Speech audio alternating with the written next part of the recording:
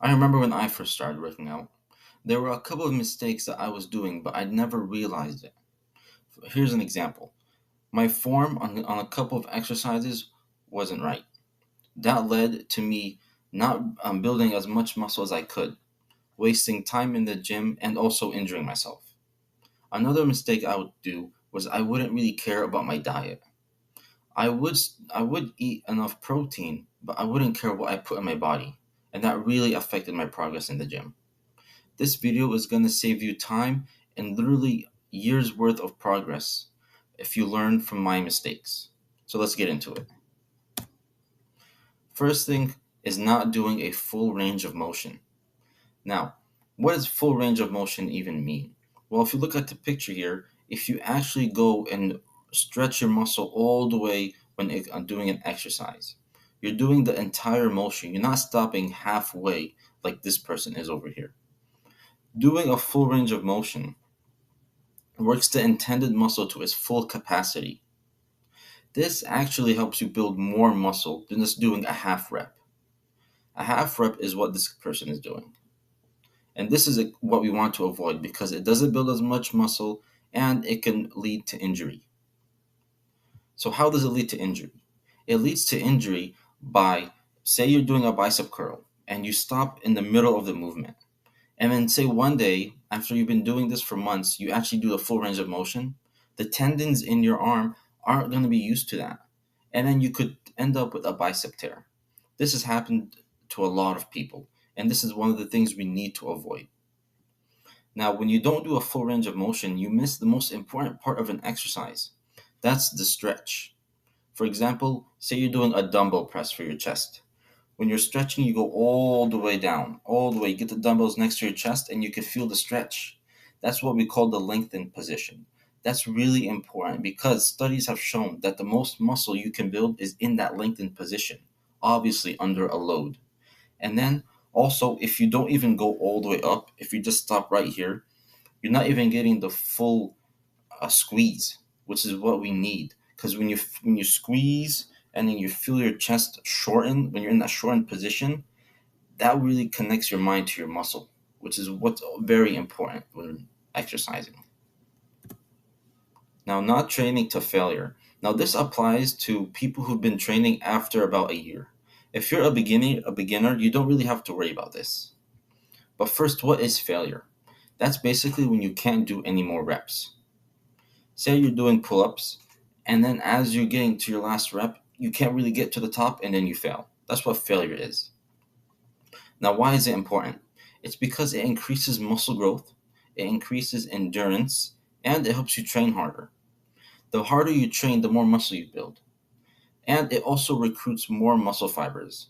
We have these muscle fibers, obviously, in our muscles that are really like small straws. That's what they look like, straws. And then the more you recruit, the more tension is applied to those muscle fibers. And obviously, the more you grow. And then, do you always need to train to failure? So, does that mean on every exercise you should train to absolute failure? Well, it's very mixed. Some people say you should, some people say you shouldn't. I personally do. I go to failure on almost all of my exercises. But there are a couple of times when you shouldn't. For example, if you feel fatigued and you're like still tired from your last workout, you shouldn't train to failure because you don't want to injure yourself. And if you are injured and you are working out, you shouldn't even be going near failure or the heaviest weight you can do. If you're injured, just do a couple of light reps. All you need to do is do the motion. That's the most important part when you're injured. Yeah. As long and obviously start after a year, going to failure after a year in the gym. Because as a beginner, you go through this phase called like a newbie gains phase. You build muscle just having some tension. It's just going to the gym and doing the basic movements and doing your sets and reps, that builds you muscle. You don't need to do all this failure stuff or drop sets. You can worry about that later after you become a bit more intermediate. And oh, this is a good one. Not having good form. Now, having good form is essential for staying in the gym and building muscle. Now, staying in the gym, I'm talking about longevity. You don't want to injure yourself and then you just can't work out for months or even a year. It's happened to me and other people.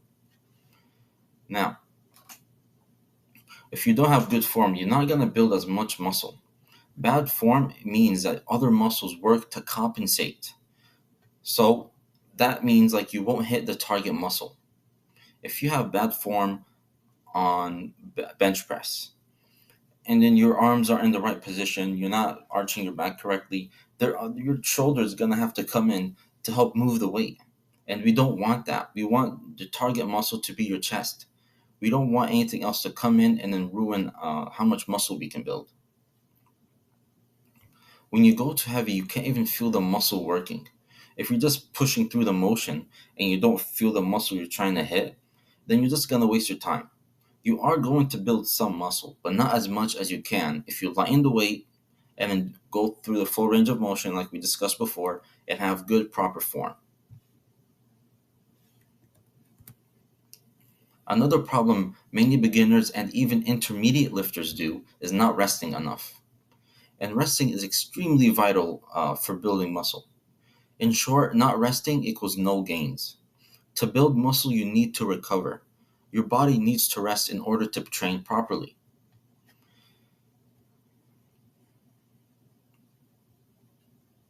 Here's an example. If you sleep 5 hours and then you go to work out that day, your workout is gonna suck. That's because you aren't fully rested, and you have less energy. Your CNS, or your central nervous system, which is basically your brain and spinal cord, it needs to recover. Because when you do any type of exercise, it gets fatigued. But if your CNS is fatigued, your entire body is out of work. Like you can't even move properly if your CNS is fatigued. Obviously, say you're not getting 7 to 9 hours of sleep, you might be in school or you have like a job. You can take like around a 25-minute nap throughout the day, and that can actually help with increasing your energy. But you don't want to go over 25 minutes. If you nap for like about an hour, you wake up groggy, exhausted, and you don't even want to work out anymore. We want to make sure to avoid that. And of course, you need to eat enough protein and hydrate. If you're not eating enough protein, then that's just a whole problem in itself. We need protein to rebuild the muscle we just torn down. We just broke down a lot of muscle after working out. And if you don't replenish everything that you just broke down, you're not gonna feel well the next day. And hydrate. Obviously, drink enough water. Our entire body is like 70% water.